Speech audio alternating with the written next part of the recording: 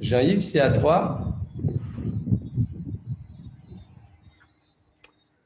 Bonsoir, bienvenue à tous sur la plateforme du séminaire de la famille, des messages d'espoir pour sauver nos familles.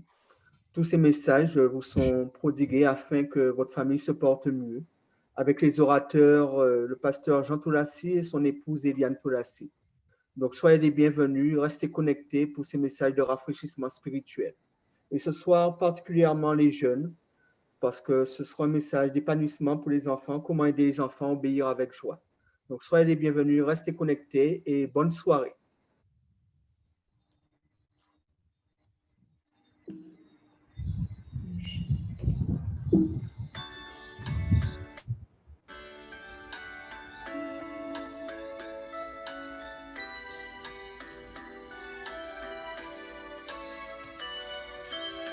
Si je parlais comme un ange, si je connaissais l'avenir, si ma foi était immense, ça ne voudrait rien dire. Si j'avais la connaissance, mais sans vouloir obéir, sans amour je ne serais rien, car le plus important c'est l'amour. Le plus important c'est l'amour. Le plus important c'est l'amour. Quand je l'ai dans mon cœur, je prie pour le Seigneur, car le plus important c'est l'amour.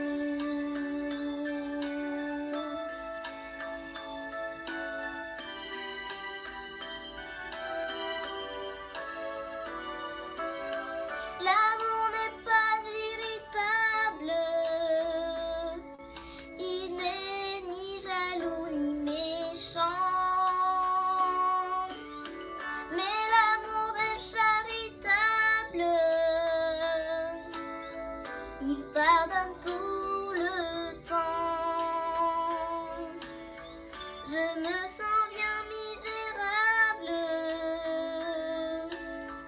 j'en ai besoin si souvent. Oui, sans amour je ne suis rien, car le plus important c'est l'amour.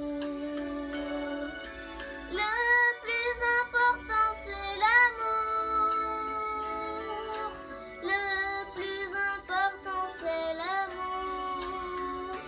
Quand je l'ai dans mon cœur, je prie pour le Seigneur, car le plus important c'est l'amour. Le plus important c'est l'amour. Le plus important c'est l'amour. Quand je l'ai dans mon cœur, je prie pour le Seigneur, car le plus important c'est l'amour.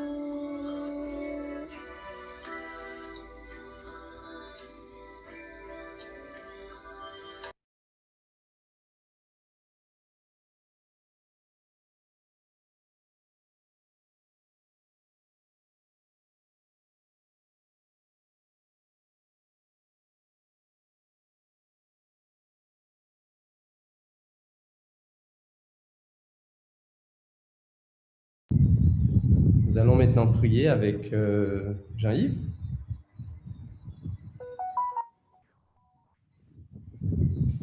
Notre Père, notre Dieu, nous te remercions pour ta présence en ce soir sur cette plateforme. Te demandons de bien vouloir nous accorder la direction de ton Saint-Esprit, afin que tout ce qui soit dit soit de manière à nous mener dans la bonne direction pour la famille, pour l'épanouissement du couple et de tous les membres de la famille. Soit avec les orateurs, permets-leur de nous donner ce qui convient afin que nous puissions grandir encore et que nous puissions mieux comprendre l'importance du plan que tu as pour nous. Soins et grâce que nous t'avons demandé dans le nom de Jésus pour ta gloire. Amen.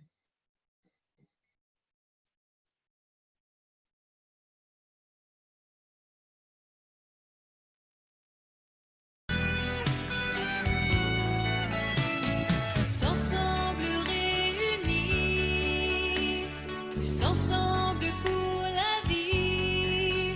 Voici la famille que Dieu m'a donnée. Et c'est par son sourire, par sa liberté, qu'on apprend à vivre, apprend à aimer. La famille, ces gens qu'on aime tant, à qui l'on sait pouvoir tout dire, que l'on apprend à découvrir, malgré les mauvais moments. Ma famille, je le dis, je le crois, c'est elle qui sait me soutenir, me consoler, m'aider, m'instruire. Ma famille, ma famille. La vie peut nous détruire, les jours nous semblent pires, quand on espère dans les choses de la terre. Mais Dieu sera toujours le Père, le Dieu d'amour, qui nous chérira sans rien en retour. La famille, ces gens qu'on aime tant, à qui l'on sait pouvoir tout dire, que l'on apprend à découvrir, malgré les mauvais moments. Oui, ma famille, je le dis, je le crois, c'est elle qui sait me soutenir, me consoler, m'aider, m'instruire. Ma famille,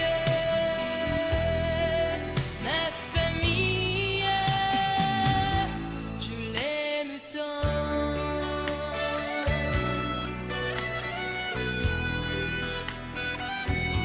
Je l'aime tant.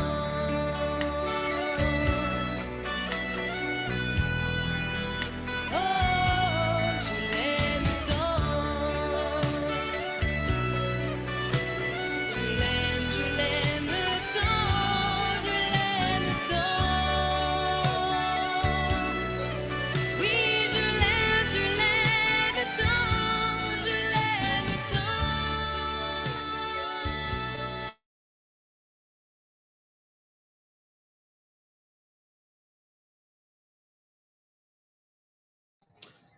Bonsoir et bienvenue à ce séminaire sur la famille. Bonsoir.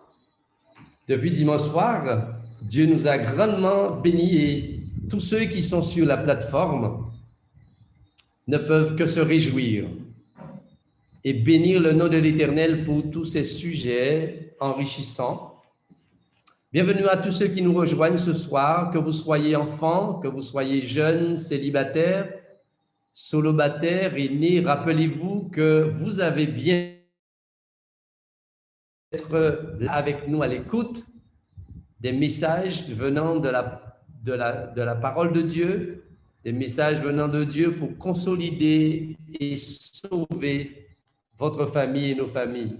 Encore une fois, nous vous disons bienvenue et comme chaque soir, nous aurons quelques questions qui vont précéder la présentation. Ce soir, encore une fois, nous recevons Sonia. Est-ce que Sonia...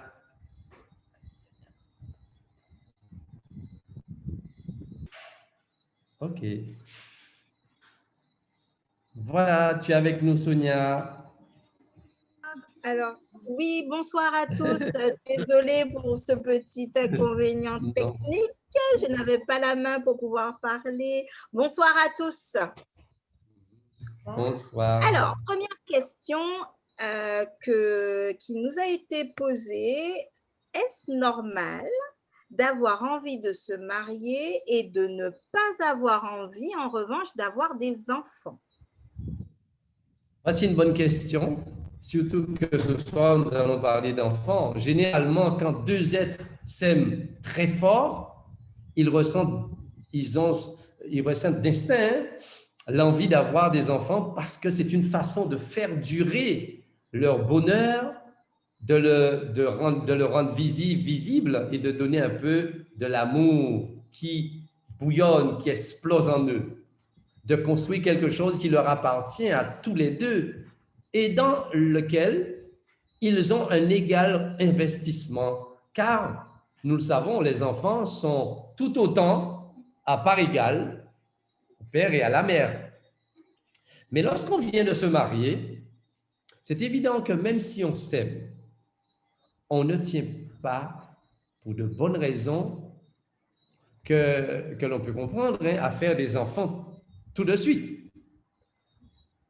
Dans les formations, nous disons c'est même pas conseillé. Pourquoi? Parce qu'il faut s'assurer tout d'abord de donner à son couple le temps de se fortifier afin d'affronter les responsabilités qui sont nombreuses de parents responsables.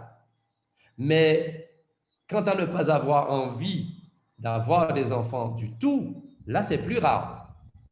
Généralement, c'est l'attitude de personnes qui ont souvent souffert et l'histoire nous apprend que les personnes, quand ils ont souffert pendant l'enfance, les personnes qui ont été maltraitées, violentées, frustrées, eh bien, ces personnes-là, il y a ce sentiment de ne pas avoir d'enfants. Ils essaient de savoir, et il faudrait peut-être essayer de savoir pourquoi tu ne souhaites pas avoir des enfants. Essaie de ressentir ce que tu éprouves quand tu t'imagines père ou mère. Mais surtout, parle-en à ton partenaire, afin qu'il ou elle soit au courant, car peut-être que lui ou elle désire tellement en avoir.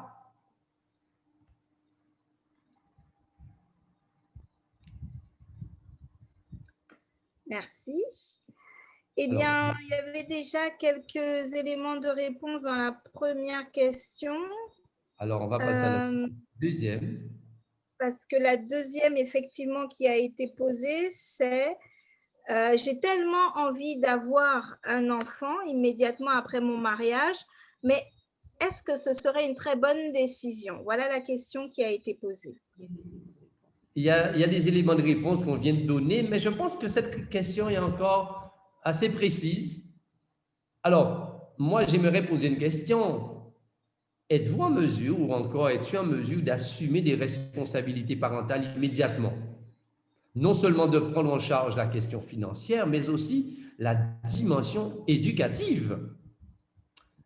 Car on ne naît pas parent, mais on le devient. Ton fiancé est-il comme toi d'accord pour avoir des enfants tout de suite? Il serait peut-être bon d'en parler aussi avec ton médecin et de bien t'informer sur les méthodes de contraception et de planning familial. As-tu pensé à la question, à la cohésion du couple? Est-ce que ton couple est déjà bien, je dirais, formé? Est-ce que vous êtes déjà dans une dynamique? Parce que lorsque l'enfant que tu souhaites avoir arrive et qu'il est le premier bénéficiaire du couple, il doit arriver au sein d'un couple fort, un couple solide, un couple heureux et surtout un couple prêt à l'accueillir. Il faut réfléchir donc sérieusement à la question. Et la dernière question pour ce soir était la suivante. Je crains ce qui peut se passer plus tard, notamment l'attitude des enfants à l'adolescence. Aïe, aïe, aïe. C'est une période que les parents redoutent parce qu'on voit c'est une période très difficile.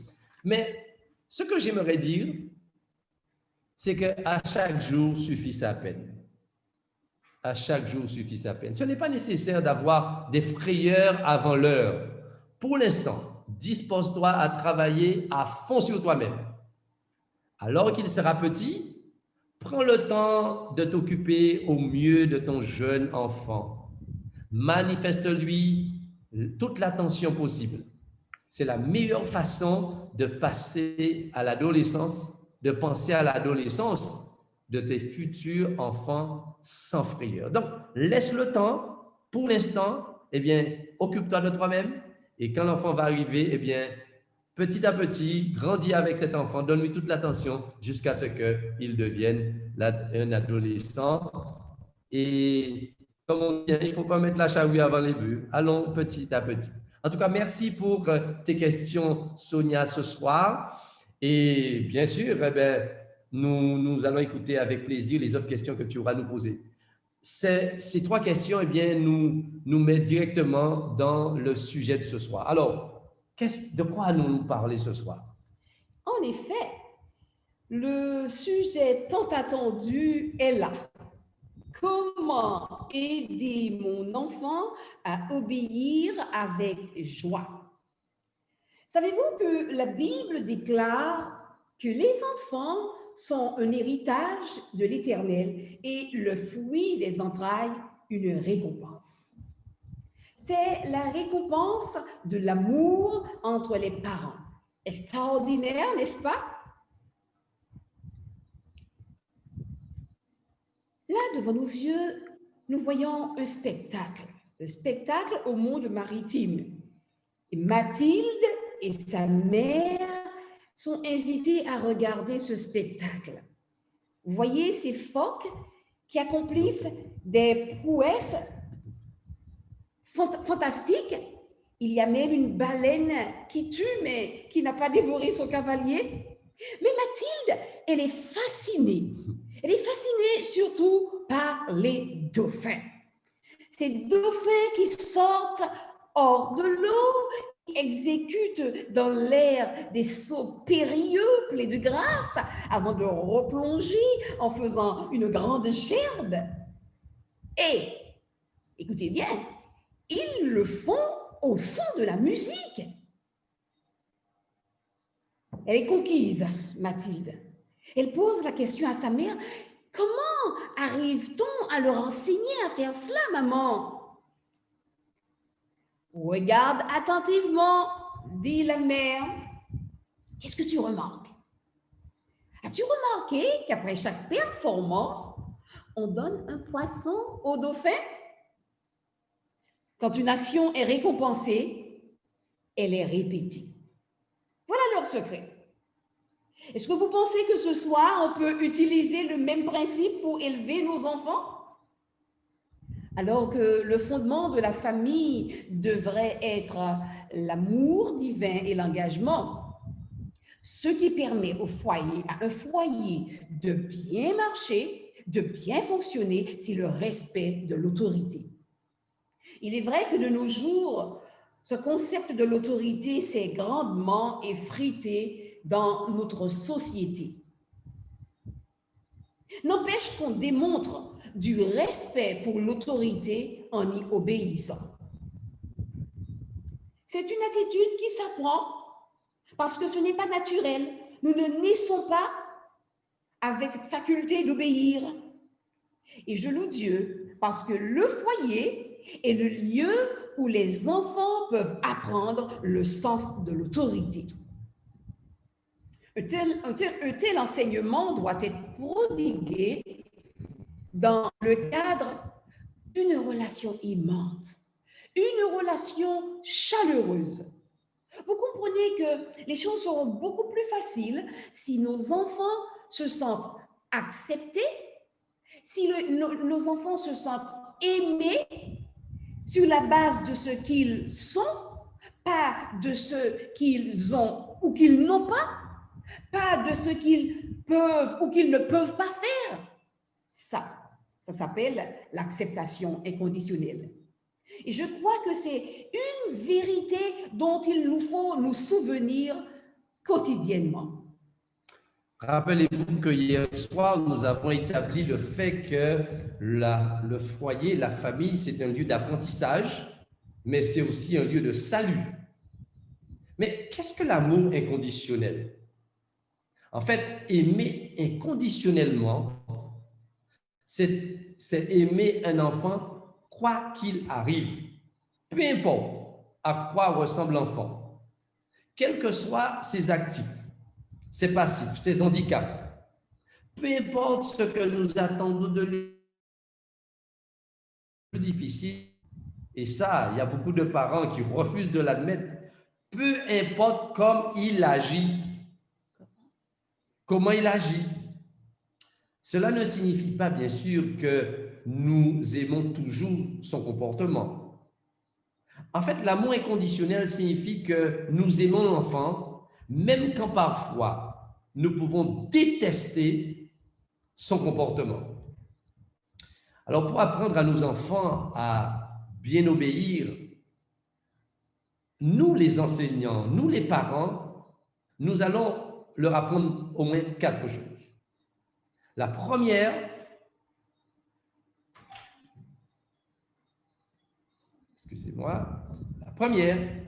d'où nous venons. Première chose. Et nous allons leur dire, c'est Dieu qui nous a créés. Donc nous sommes créés à l'image de Dieu. Deuxième, nous allons dire et expliquer à nos enfants pourquoi nous sommes tels que nous sommes, à savoir que le péché a terni le merveilleux plan de Dieu. Troisièmement, ce que nous pouvons faire pour changer. Et là, nous allons montrer à notre enfant comment aller vers Dieu. Et la quatrième chose, quelle est notre destinée? Nous savons tous que Dieu nous réserve la vie éternelle. Maintenant, nous avons parlé, et en répondant aux questions, qu'on ne s'improvise pas parent. Il faut l'apprendre, il faut apprendre, et c'est un art qu'on doit pouvoir cultiver.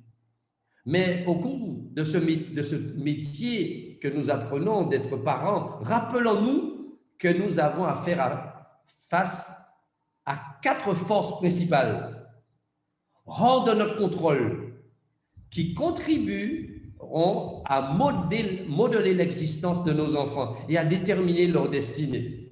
Alors, nous avons l'hérédité, nous avons le milieu, l'environnement, nous avons la formation, l'influence divine et aussi les choix personnels. Mais une chose est claire, nous devons nous associer à Dieu. Et je le répète et nous le répétons ce soir, nous devons être en partenariat avec Dieu. Et nous allons le voir plus loin. Pourquoi c'est important que nous soyons en partenariat? Mais aussi que nous puissions faire de sa parole notre livre d'éducation pour que nous puissions réussir. La réalité d'aujourd'hui est que beaucoup de parents sont dépassés et utilisent les punitions, crient pour se faire obéir ou laissent tout tomber et décident qu'il est plus facile de tout faire soi-même. Et d'autres parents réussissent mieux en utilisant ce qu'on appelle les récompenses. Certainement, ils se sont inspirés de l'exemple biblique de Nebuchadnezzar que nous lisons dans Daniel chapitre 2 et verset 6. Daniel chapitre 2 verset 6, eh bien, quel était l'exemple de Nebuchadnezzar?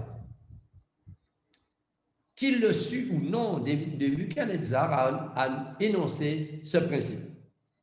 Si vous me dites le chose, rappelez-vous, et son interprétation, vous recevrez de moi des dons et des présents et de grands honneurs. Mes amis, nous voulons vous présenter ce soir 2 concepts essentiels. Le premier, nous l'appellerons le renforcement. Tout comportement qui est récompensé, tout comportement qui est félicité est renforcée et sera répétée. Figurez-vous que c'est ainsi que nos enfants se sentiront capables de continuer, capables de progresser. Quand nous félicitons nos enfants, nous faisons en quelque sorte équipe avec eux et nous croyons en leur capacité de s'améliorer. Ils sauront donner le meilleur d'eux-mêmes. Il suffit juste d'être patient.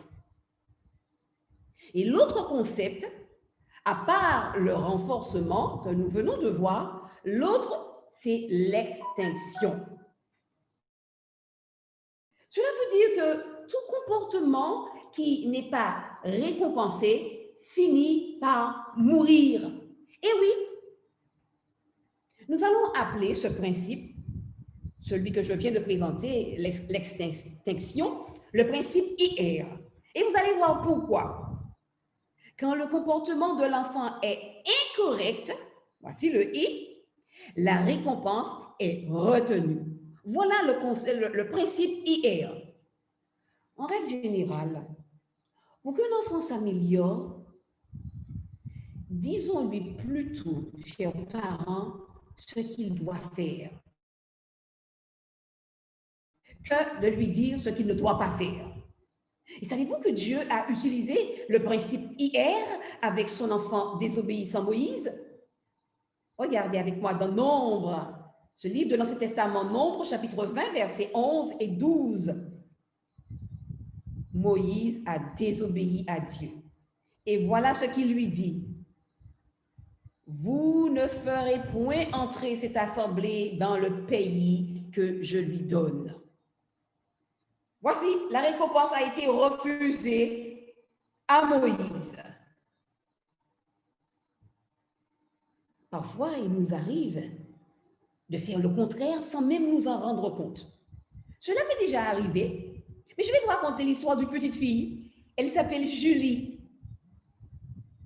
Julie, au supermarché avec sa mère, lui demande un bonbon. Et sa mère lui dit, non, non, tu n'auras pas de bonbon. Alors, Julie insiste. Maman réitère sa réponse. Julie, je t'ai dit non. Alors, notre petite Julie se fâche.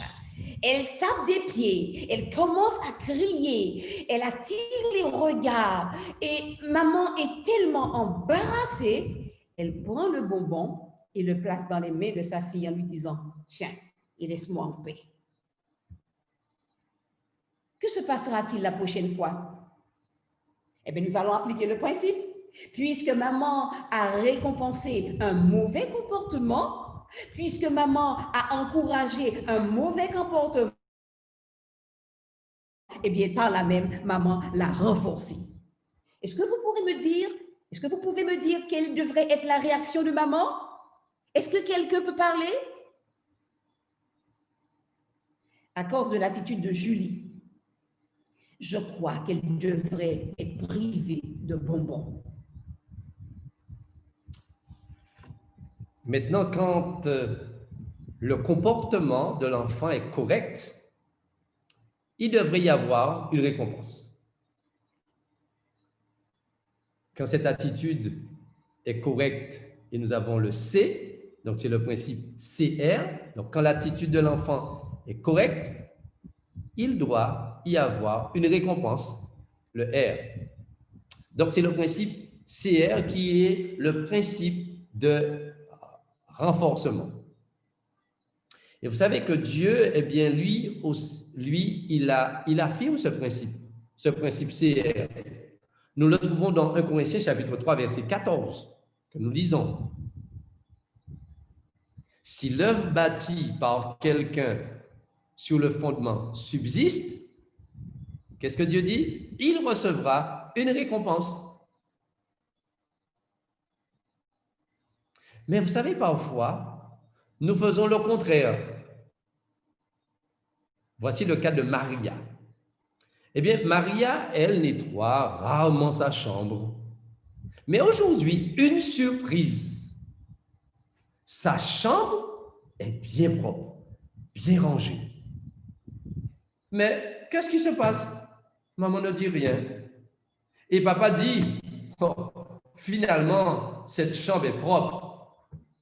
Oh, j'espère qu'il en sera de même demain. Alors, mes amis, qu'est-ce qui va se passer demain? Elle n'a pas reçu de félicitations. Elle n'a pas reçu même un petit mot d'encouragement et dire que, ah, on est content. Le comportement n'a pas été récompensé. Eh bien, ce comportement ne durera pas. Ce comportement disparaîtra. Si le comportement est récompensé, nous disons, eh bien, ce comportement sera renforcé et va se répéter.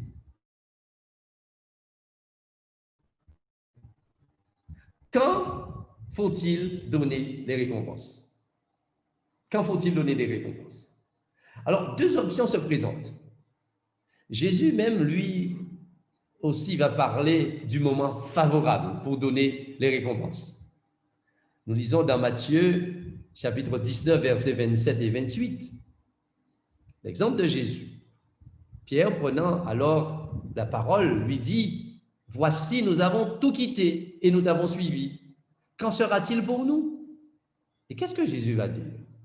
Je vous le dis, en vérité, quand le Fils de l'homme, au renouvellement de toutes choses, sera assis sur le trône de sa gloire, vous qui m'avez choisi, vous serez de même assis sur 12 trônes et vous jugerez les 12 tribus d'Israël.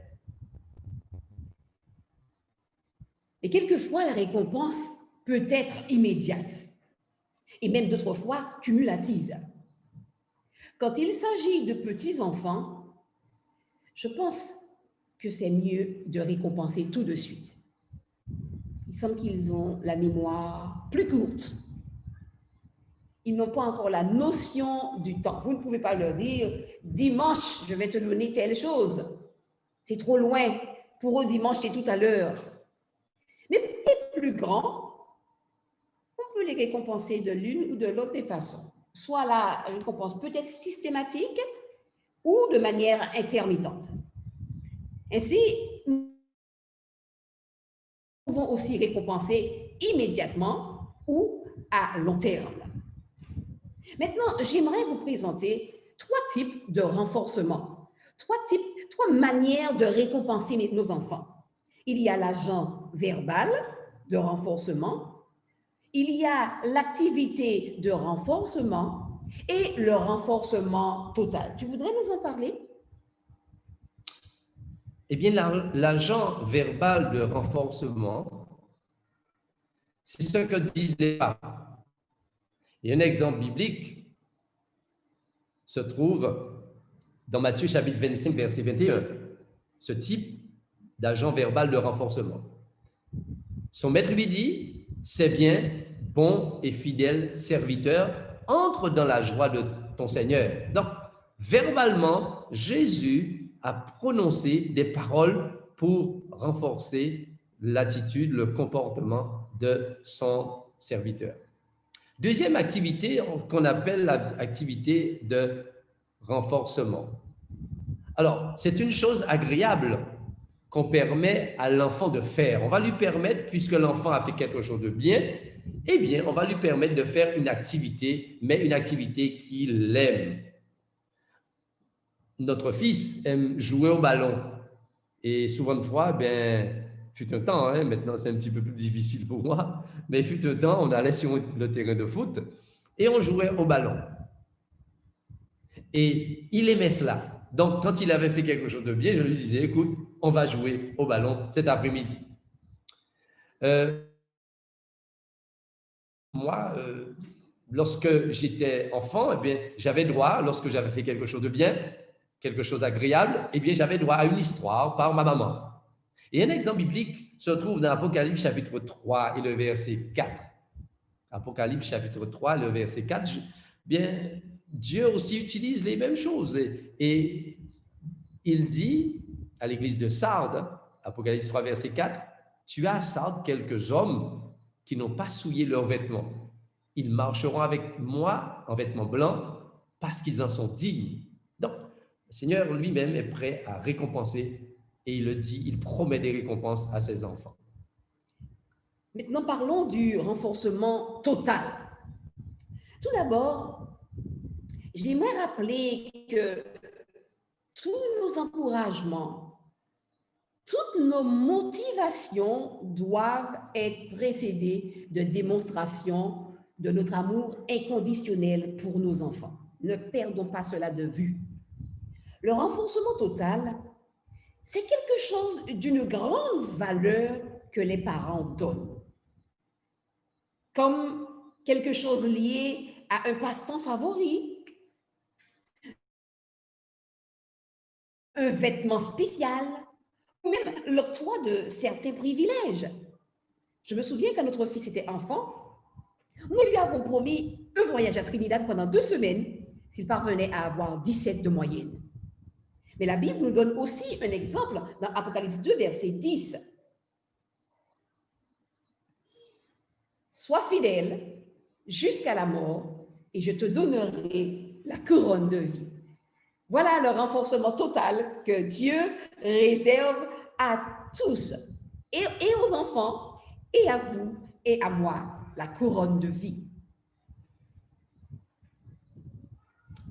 Vous savez, chers amis, chers parents, tout comme nous attendons et que nous aimerions que nos enfants nous obéissent, vous savez, Dieu, notre Père céleste, le Père de famille, s'attend à ce que nous aussi, nous lui obéissons. Et notre Père céleste nous a donné ses lois, ses ordonnances, et nous interpelle directement. En tant que modèle, en tant que parent modèle, Dieu nous invite à lui obéir. J'aimerais juste faire un petit rappel et remonter avec vous très loin dans le temps, à la création. Lorsque Dieu va créer l'homme et la femme, il va leur donner, je dirais, un commandement. Il va leur dire, soyez féconds, multipliez et assujettissez la terre. En fait, qu'est-ce que Dieu va faire? Dieu va permettre à l'homme et à la femme de pouvoir être son prolongement. Il va leur donner la possibilité de mettre des enfants au monde. C'est ce qu'on appelle la procréation. Ils vont créer après Dieu. En fait, Dieu leur donne cette faculté de le faire. Cependant, nous venons de voir que les parents doivent être des modèles, des exemples. Comme Dieu est notre exemple en tout, il est le père de famille par excellence. Et ce qu'il nous commande, il nous commande d'obéir, et il s'attend à ce que nous lui obéissions et il nous récompense quand nous obéissons. Il y a plus de 2600 années, à Babylone, Dieu l'a démontré. Et comment Dieu va le faire? Alors, le roi Nebuchadnezzar, un jour, érigea une grande statue d'or. Et il ordonna à tous ses officiers assemblés d'adorer l'idole. Il décréta que quiconque désobéirait à son ordre serait jeté dans la fournaise ardente. Ce four chauffait 7 fois plus que d'habitude. Il va mettre à exécution ses dires. Il donna à nouveau son ordre. Vous vous inclinerez et adorerez la statue d'or, sans quoi je vous jetterai dans le feu. Mais ces 3 jeunes hommes, enfants du Père céleste, avaient passé un autre ordre. Le Père céleste leur avait passé un autre ordre. Et qu'est-ce qu'il leur avait dit? Eh bien, tu ne te prosterneras point devant elles et tu ne les adoreras point. C'était là 2 ordres contradictoires. Alors, qu'allaient-ils faire? Est-ce qu'ils allaient obéir au roi Nebuchadnezzar, désobéir à Dieu? En fait, ces 3 Hébreux devaient décider à qui obéir. Et qu'est-ce qu'ils ont fait? Eh bien, ils ont choisi. Aujourd'hui, il en est de même pour nous. Vous savez, l'histoire nous apprend et nous sommes contents et nous nous réjouissons de ce que parmi ce peuple qui était dans cette vallée de Dura, eh bien la Bible nous dit que les 3 Hébreux firent le bon choix. Et nous pouvons dire Amen, nous pouvons dire Alléluia pour cela. Amen. Ils comptaient sur Dieu pour les délivrer. Et ils se sont dit, même si Dieu ne le faisait pas, ils étaient prêts à être brûlés vifs. Ils obéirent à leur père de famille, à leur père céleste, plutôt que d'obéir à un dirigeant terrestre. Et là maintenant, Nebuchadnezzar l'histoire nous apprend, il était plein de fureur, il était très en colère. Qu'est-ce qu'il va faire? Il va ordonner de réchauffer le fourneau, la fournaise, 7 fois plus que d'habitude. Et on va jeter les 3 Hébreux dans cette fournaise. Mais la chose extraordinaire, mes amis, la chose extraordinaire, c'est que la Bible nous dit, soudain, le roi s'exclama avec fureur, « Comment? N'avons-nous pas jeté 3 hommes, les mains liées au milieu de cette fournaise, de cette flamme? Regardez, je vois 4 hommes, les mains libres, marchant au milieu des flammes. Et le 4e a l'air de fils de Dieu. » C'était Jésus. C'était le puissant Jésus, celui qui est capable de voyager plus vite que la lumière, plus loin que les galaxies, plus loin que les systèmes, les étoiles et les soleils. Et avant que les jeunes fussent jetés dans la fournaise, Jésus s'était jeté dedans. Amen. Avec Jésus dans le feu, les flammes ont perdu leur pouvoir. Quel sauveur merveilleux nous avons. En tant que parents modèles, Dieu nous ordonne d'obéir. Il s'attend à ce que nous obéissions. Il est prêt à nous récompenser quand nous obéissons. Et c'est ce qu'il fit. Dieu récompensa les jeunes Hébreux en les délivrant du feu. Les amis, quand vous obéissez à Dieu, il vous récompensera dans cette vie. Quand moi j'obéis à Dieu, il me récompensera dans cette vie. Voyez avec moi cette merveilleuse promesse trouvée dans Deutéronome 28, verset 13. Le Seigneur fera de toi la tête et non la queue. Tu seras toujours en haut et tu ne seras jamais en bas.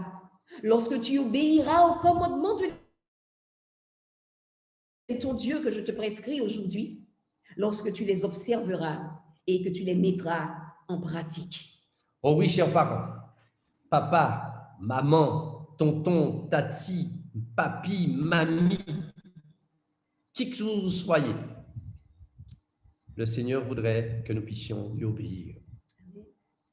Que nous choisissions ou non, nous sommes les modèles pour nos enfants. Dieu nous a placés. Et lorsque Dieu nous donne des enfants, mes amis, cette famille-là, Dieu s'attend à ce que nous puissions l'emmener au ciel. Il n'y a pas de possibilité, il n'y a pas, je dirais, de choix à faire que si ce n'est d'obéir à Dieu. Dans Deutéronome chapitre 6, versets 4 à 9, voilà ce que nous lisons.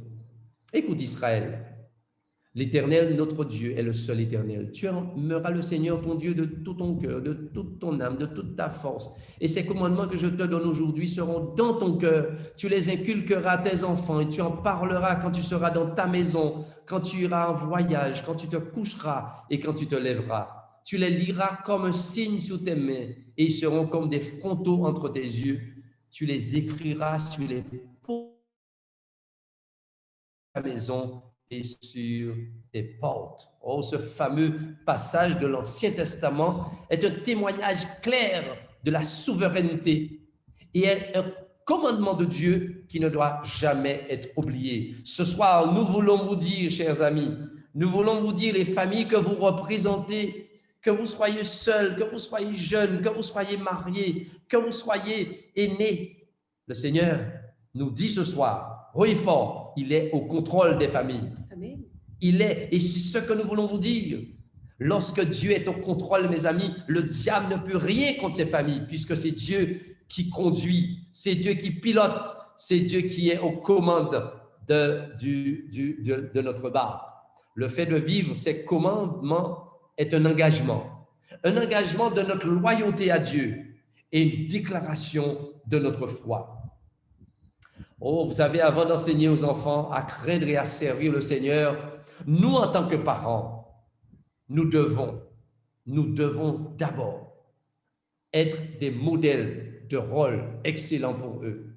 Cela veut dire que nous sommes des modèles pour nos enfants.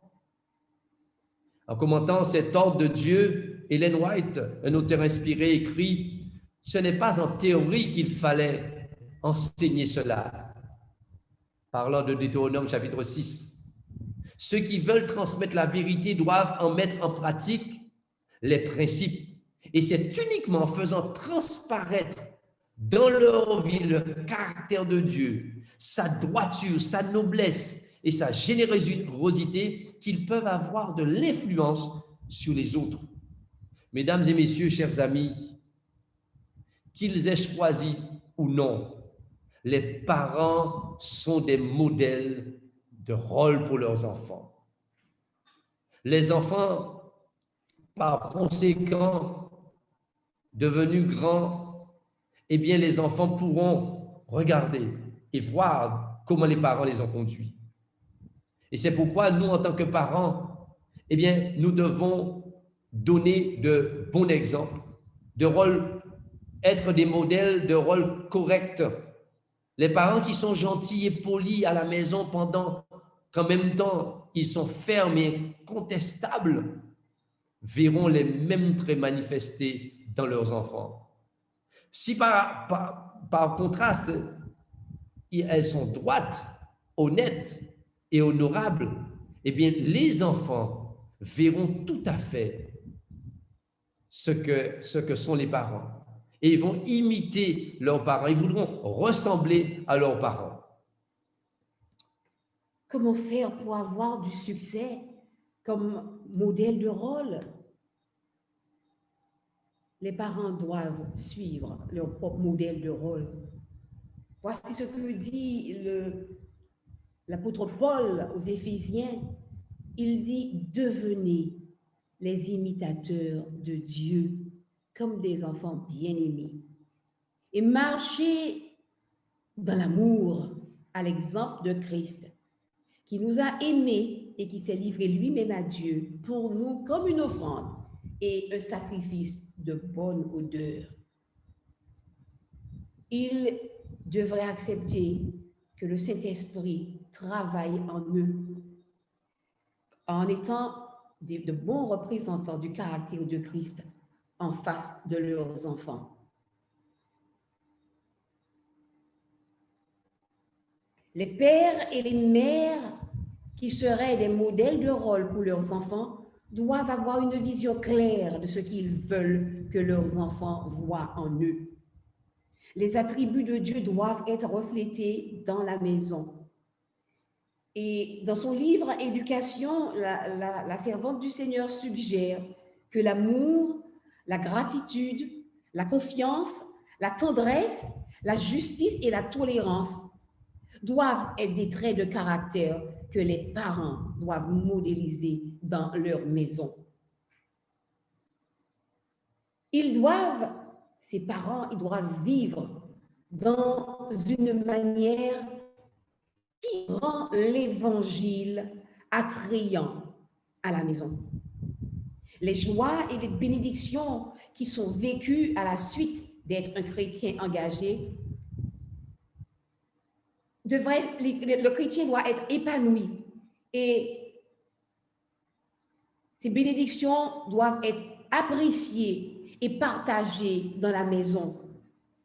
Les enfants doivent être en mesure de voir dans leurs parents des évidences incontestables que ces parents suivent Jésus. Et ce sera une expérience joyeuse et utile pour eux.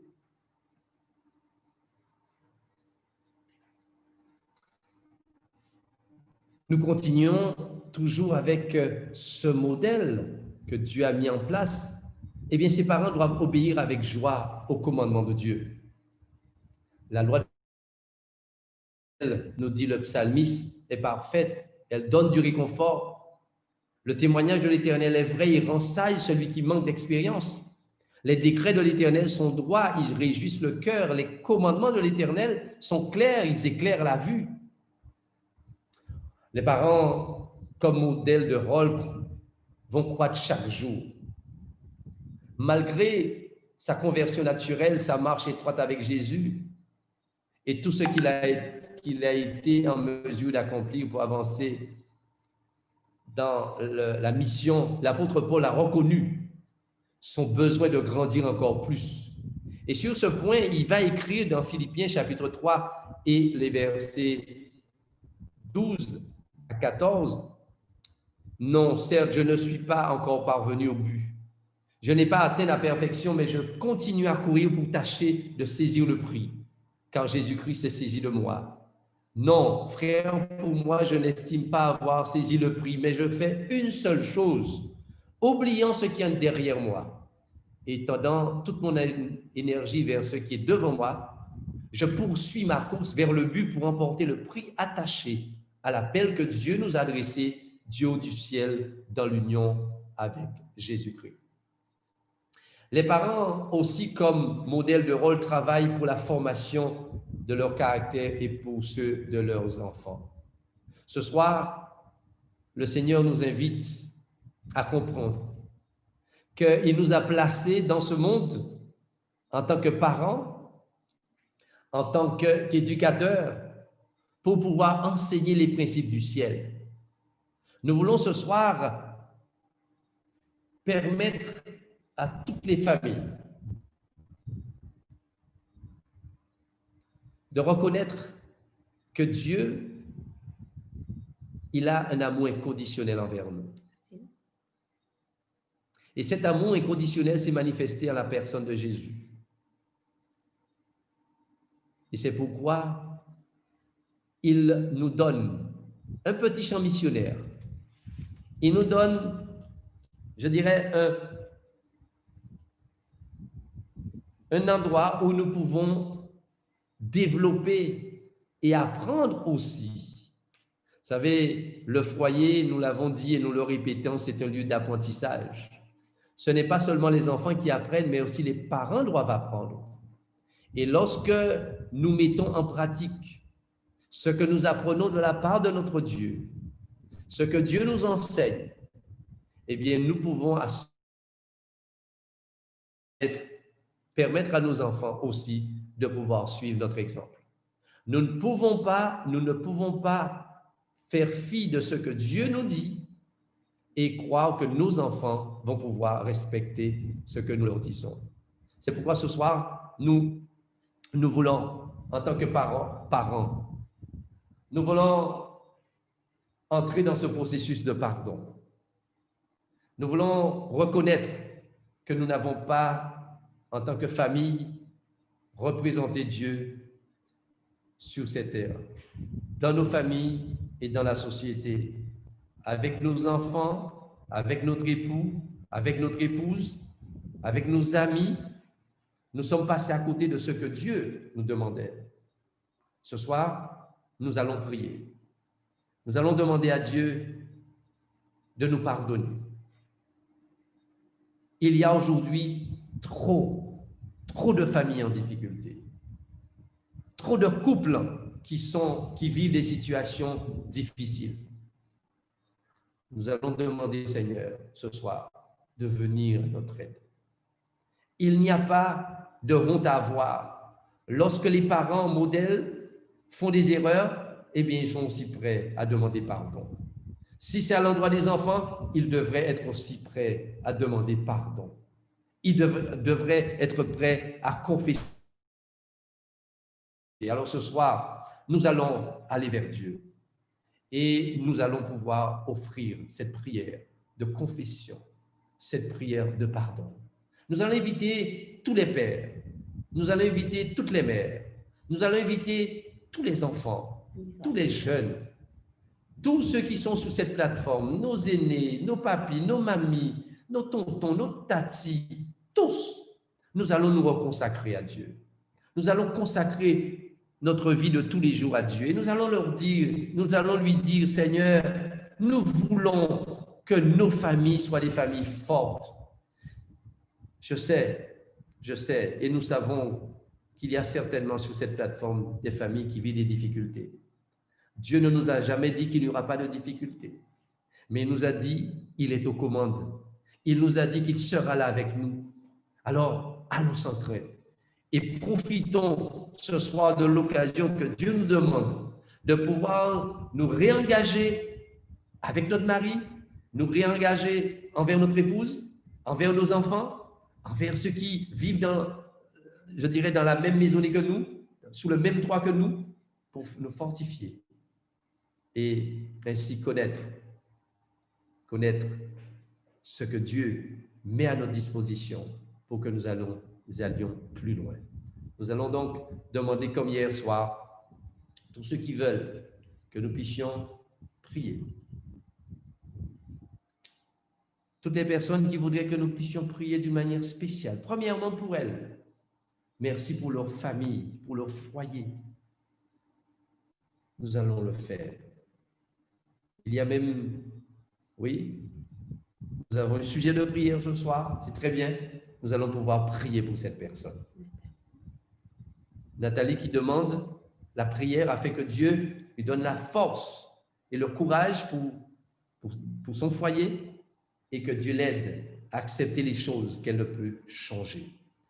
Nathalie, tu as bien compris que nous ne pouvons pas changer l'autre. Dieu est capable de le faire. La seule chose que Dieu nous demande, c'est de persévérer dans la prière et de semer l'amour. Ce que Dieu veut, c'est que nous puissions semer et semer et semer l'amour. Donc, nous allons donc prier pour Nathalie et nous allons donc prier aussi pour toutes les petites mains bleues qui se lèvent maintenant dans le demander à Dieu quelque chose de spécial ce soir pour ces personnes. Alors, ce sera toi qui vas faire cette prière ce soir. Notre Dieu et notre Père, nous voulons te remercier pour la présence de ton Esprit Saint en ce soir. Nous avons touché une corde sensible, l'éducation de ces enfants que nous sommes appelés à te présenter. Souvent de fois, nous avons failli. Nous avons oublié que tu te présentais comme partenaire et nous voulons te demander pardon. Nous voulons ce soir te présenter au Père nos enfants. Ils t'aiment et ils veulent être avec toi quand tu reviendras. Cependant, l'ennemi de leur âme est là pour les traîner.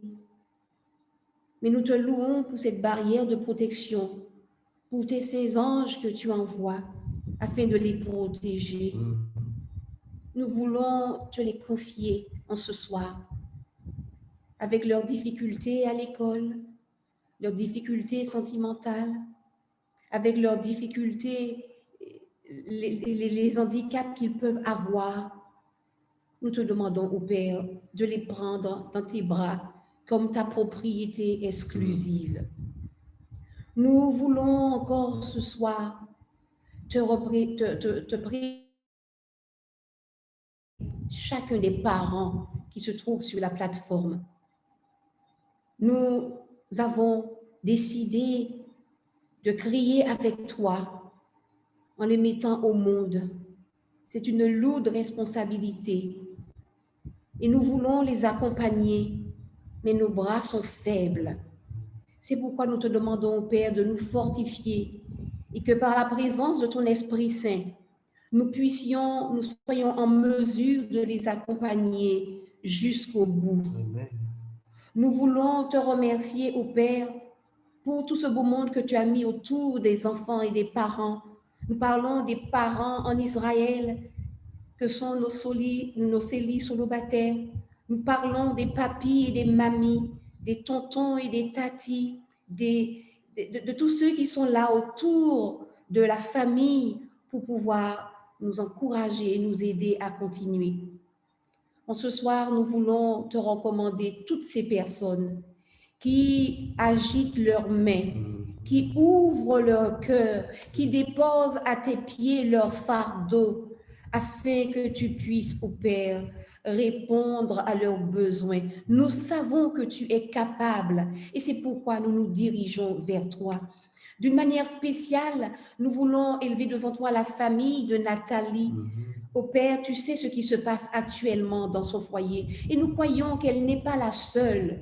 C'est pourquoi nous associons tous ceux qui passent par des difficultés maintenant dans leur foyer et nous voulons dire haut et fort à l'ennemi que nous n'avons pas peur de lui parce que tu es ce restaurateur. Alors qu'il s'amuse à détruire ta création, nous croyons que tu peux nous aider à continuer et même quand l'autre décidera de faire différemment, nous voulons continuer à espérer en toi et à conduire ces enfants que tu nous as confiés au trône de la grâce, alors que quand tu reviendras, pour que nous soyons debout avec eux, te disant, me voici, moi et les enfants que tu m'as confiés, ou nous voici avec les enfants que tu nous as confiés. Merci d'avoir accepté de nous associer à cette grande œuvre du salut des âmes. Merci, ô Père, pour l'influence bénéfique de ton Esprit Saint de ce soir. Et donne-nous d'être des parents obéissants. Donne-nous de pouvoir aider nos enfants à être obéissants. Parce que quand les enfants obéissent aux parents, nous comprenons qu'ils sont en mesure d'obéir aux parents célestes que tu es. Fais-nous ce bien, fais-leur ce bien, fais éclater ta gloire. Nous te le demandons au nom de Jésus. Amen. Amen. Voilà, donc nous remercions le Seigneur de ce qu'il nous a permis de pouvoir comprendre que nous avons un privilège de pouvoir partager le plan de la rédemption, la bonne nouvelle de Jésus qui sort avec, premièrement, notre époux, notre épouse, nos enfants, nos parents, et que nous puissions aussi savoir que notre Seigneur revient très bientôt. Maintenant, nous allons répondre à quelques questions qui ont été posées. La première question, comment faire lorsque dans un couple, le don de soi et le renoncement est à sens unique? Qu'en dépit des difficultés énoncées, rien ne change. Qu'étant épuisé, dégoûté et découragé, on est tenté d'agir réciproquement. C'est vrai, c'est une grande question. Effectivement, c'est une triste réalité. Il faudrait vous rappeler que Dieu n'a jamais voulu que ce soit comme cela. Mais comme les choses ont changé, nous sommes devant une situation.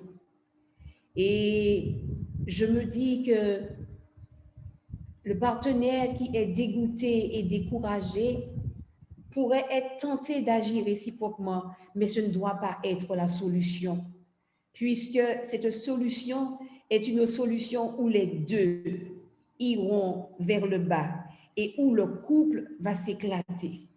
Vous pensez un peu aux enfants, s'il y en a? Je pense que s'il y a une personne qui est en mesure de réaliser cette situation et qui veut sauver le couple, cette personne doit le faire avec l'aide de Dieu. Cette personne doit le faire à genoux, se tourner vers des personnes ressources, demander le soutien, l'appui mais ne pas baisser les bras, ne pas arriver au découragement, ne pas arriver à être dépité, ne pas reproduire la même chose. Ce n'est pas la bonne solution. Très bien, nous pouvons comprendre que dans une telle situation, le partenaire peut se sentir frustré, peut se sentir découragé. On le comprend, on comprend cela. Mais vous savez, il y a une chose que souvent nous oublions. Nous oublions que l'amour, il faut qu'à la base du mariage, il y ait amour, mais aussi engagement. Et bien souvent, notre amour est comme lorsque nous avons parlé de passion, bien souvent on découvre que notre amour était juste une passion. Mais il y a une chose que nous ne devons jamais oublier. Quand nous passons devant le maire et quand nous passons devant l'autel et que nous nous engageons, nous prenons une responsabilité. Pour la vie. Et cet engagement-là devrait nous aider à comprendre que finalement, l'engagement est pris avec Dieu. Et quand Dieu fait alliance, Dieu ne se trompe pas.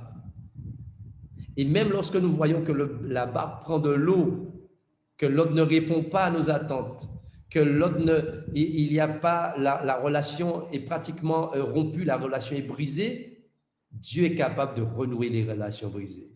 Dieu est capable de réparer les brèches. Faisons confiance à Dieu. Et ce soir, c'est ce que nous avons voulu faire comprendre, c'est qu'il n'y a pas de situation que Dieu ne peut pas résoudre. Dieu est capable de résoudre toutes sortes de situations et d'apporter une solution. Il suffit d'y croire et surtout, il suffit d'être patient parce que, vous comprenez, des fois, ça prend du temps.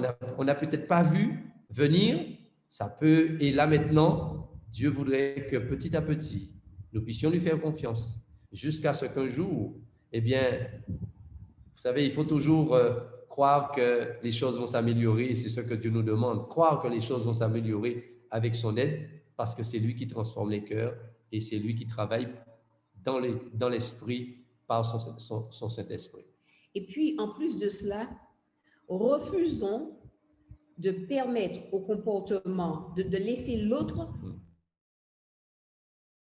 dicter notre comportement. Quand nous étions devant l'autel, la question n'a pas été posée pour que nous deux répondions ensemble, mais séparément. Le pasteur s'est tourné vers moi et j'ai pris mon engagement. Et il a fait de même pour mon mari et il a pris son engagement devant Dieu, devant les anges, devant les témoins qui étaient présents. Maintenant, si un rompt son engagement, ça ne me donne pas l'obligation à moi aussi de rompre mon engagement. Je l'ai pris et je le respecte jusqu'au bout. Autre question? À toi, Sonia. Alors oui, il y a une autre question. Alors, je crois qu'elle va être affichée. Comment faire obéir les enfants en plein confinement, car enfermés dans un petit espace, ils finissent par devenir irritables, intenables et nos nerfs sont à bout de force. C'est vrai que pendant le confinement, les choses ont bousculé, hein? Effectivement. Mais vous savez, là encore, c'est la complicité qui va marcher. Il faut être complice. Moi, j'ai vu personnellement des choses qui ont été réalisées pendant le confinement, mais ça a été, mais vraiment, c'est époustouflant. Des gens qui ont fait de la bicyclette dans leur appartement, des pères qui ont mis leurs enfants qui ont pendant des minutes, voire heures, ont mis leurs enfants sur leur dos en faisant le cheval. Il y a les mamans qui ont joué au ballon avec leurs enfants dans le bâtiment. On a tout enlevé, on a enlevé fauteuil, on a enlevé tout cela.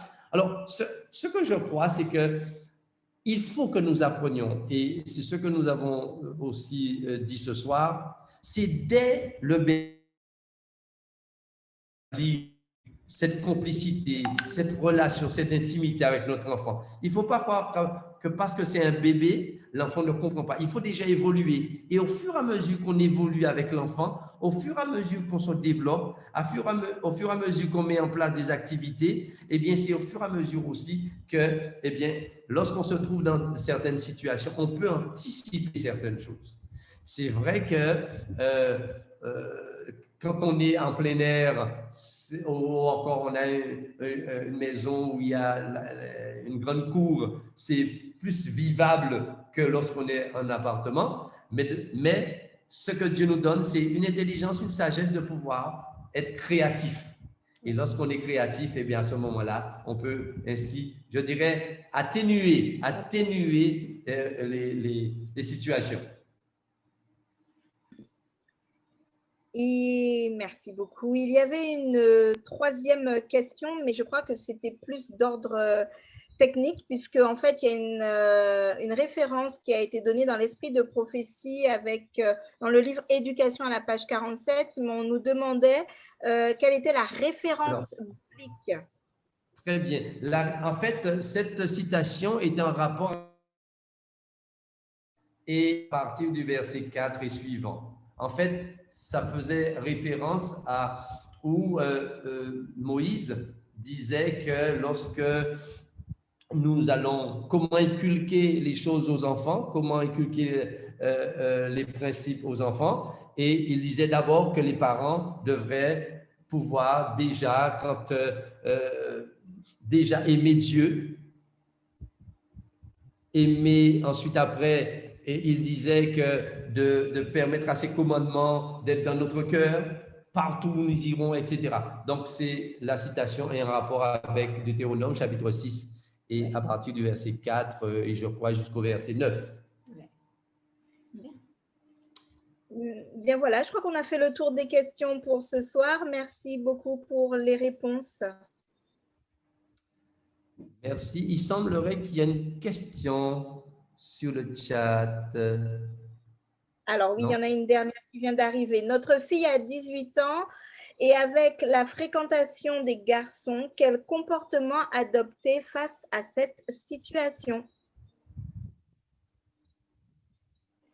Alors, je peux donner un élément de réponse.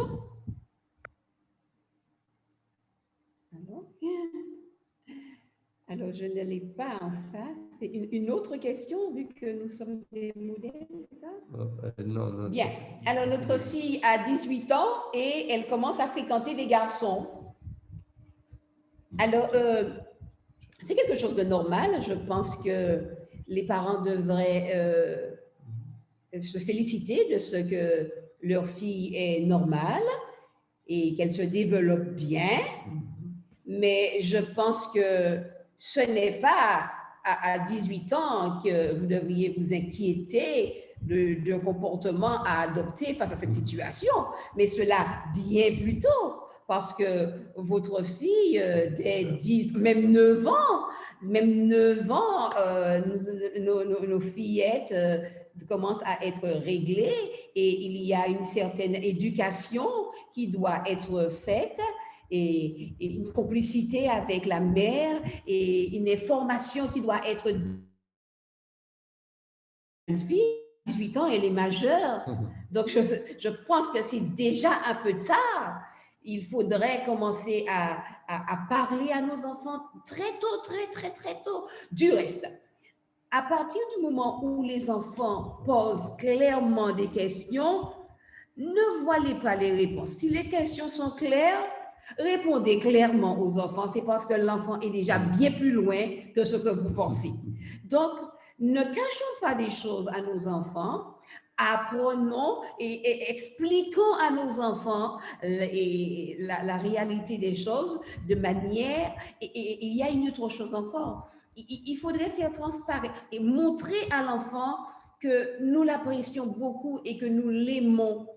Parce que si nous ne disons pas à notre jeune fille que nous l'aimons et qu'elle a de la valeur à nos yeux, quelqu'un d'autre le lui dira et elle croira à cette personne.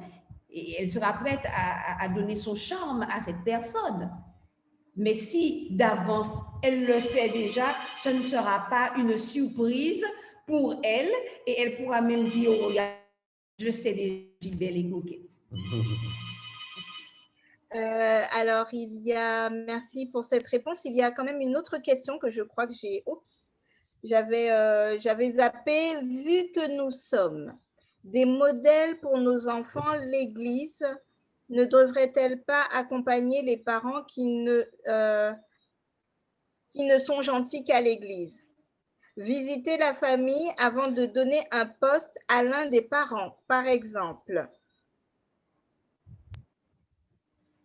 Alors, la question est sortie. J'aurais bien aimé lire rapidement. Alors, vu que nous sommes les modèles pour nos enfants à l'Église ne devrait-elle pas accompagner les parents qui ne sont pas gentils, qui ne sont gentils qu'à l'Église? Non, mais c'est très bien, très, très bien. Alors, c'est vrai que l'Église, quand on vient à l'Église, on est toujours bien sapé, on est gentil, tout le monde est beau, tout le monde est gentil à l'Église. Et souvent de fois, à l'Église, quand vous venez dans les assemblées, celui qui prend la parole dit « Ah, vous êtes… » Mais en fait, il n'y a pas… on ne devrait pas être gentil à l'Église et ailleurs être des monstres.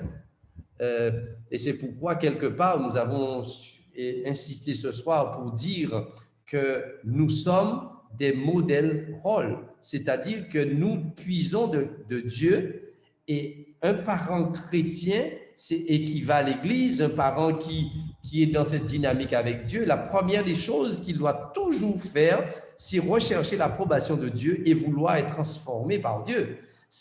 Le parent ne peut être un parent modèle et inculquer ce que Dieu veut à son enfant que s'il est en phase avec Dieu. Donc, et qu'est-ce que Dieu sème dans notre cœur? Il sème l'amour, Dieu sème la tolérance, Dieu sème la miséricorde, la bonté, etc. Donc, on ne peut pas être gentil à l'église et être un monstre à la maison. Maintenant, que doit faire l'église? Eh bien, l'église, les responsables d'église qui voient ça, frères et sœurs, voient ce comportement, eh bien, avec sagesse, avec tact, devraient pouvoir aider ce parent-là et prier avec ce parent-là, puisque nous sommes tous en apprentissage. Et cet apprentissage-là doit forcément nous emmener à être transformés par l'action du Saint-Esprit. Je crois qu'effectivement, ce parent a besoin d'aide parce que la vérité sort de la bouche des enfants. Nous ne pouvons tromper nos enfants.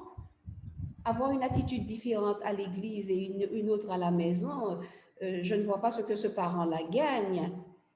Ce parent est à plaindre et devrait être aidé parce qu'il est en train de prêcher haut et fort quelque chose à ses enfants, quelque chose de terrible à ses enfants. Donc, le grand perdant, c'est le parent.